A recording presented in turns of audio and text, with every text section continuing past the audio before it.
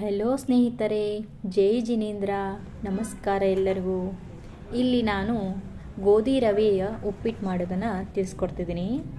ನಾನಿವತ್ತು ನಮ್ಮ ಮನೆ ಹಿತ್ತಲಲ್ಲಿರೋ ಒಲೆ ಇದೆ, ಒಲೆ ಮೇಲೆ ಮಾಡ್ತಿರೋದು ತೋರಿಸ್ಕೊಡ್ತಿದ್ದೀನಿ.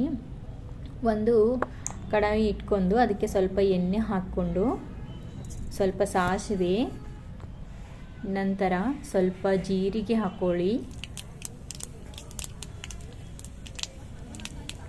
ಜೀರಿಗೆಲ್ಲ ಚಟ್ಪಟ್ ಸಿಡಿದ ಮೇಲೆ ಇದಕ್ಕೆ ಮೆಣಸು ಮತ್ತು ಟೊಮೆಟೊ, ಒಂದು ಈರುಳ್ಳಿ, ಆಮೇಲೆ ಕರಿಬೇವು ಸೊಪ್ಪು ಹಾಕ್ಕೊಂಡು ಚೆನ್ನಾಗಿ ಮಿಕ್ಸ್ ಮಾಡಿ ಒಗ್ಗರಣೆ ಕೊಟ್ಕೊಂಡು, ನಂತರ ಇದಕ್ಕೆ ಸ್ವಲ್ಪ ಆಯಿಲ್ ಕಡಿಮೆ ಅನಿಸಿತ್ತು, ಜಾಸ್ತಿ ಎಣ್ಣೆ ಹಾಕಿದೆ. ಇದು ನಾವು ಮನೆಯಲ್ಲಿ ಕೋಲ್ಡ್ ಫ್ರೆಶ್ ಆಯಿಲು ಯೂಸ್ ಮಾಡ್ತಿರೋ ಶೇಂಗಾ ಎಣ್ಣೆ, ಮನೆಯಲ್ಲಿ ತಯಾರು ಮಾಡಿದ್ದ ಎಣ್ಣೆ, ಅದನ್ನು ಯೂಸ್ ಮಾಡ್ಕೊಂಡಿದ್ದೀವಿ.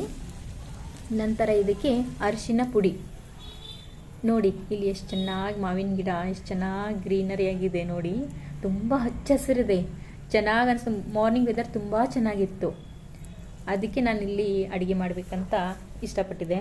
ನಂತರ ಇದಕ್ಕೆ 1 ಬಟ್ಲು ರವೆಗೆ 3 ಬಟ್ಲು ನೀರು ಹಾಕಿದ್ದೀನಿ ನಾನಿಲ್ಲಿ. 3 ಬಟ್ಲು ನೀರು ಹಾಕ್ಕೊಂಡು ಸ್ವಲ್ಪ ಶುಗರ್ ಹಾಕಿದರೆ ಟೇಸ್ಟ್ ಚೆನ್ನಾಗಿ ಬರುತ್ತೆ ಅಡುಗೆಯಲ್ಲಿ. ಸ್ವಲ್ಪ ನೀವು ಬೆಲ್ಲನೂ ಆ್ಯಡ್ ಮಾಡ್ಬೋದು ಅಥವಾ ಶುಗರ್ನ ಆ್ಯಡ್ ಮಾಡ್ಬೋದು. ನೋಡಿ, ನಾನು ನಿನ್ನೆ ಎಲ್ಲ ಕ್ಲೀನ್ ಮಾಡಿಸಿದ್ವಿ, ಇಲ್ಲೆಲ್ಲ ಚೆನ್ನಾಗಾಗಿದೆ ಈಗ.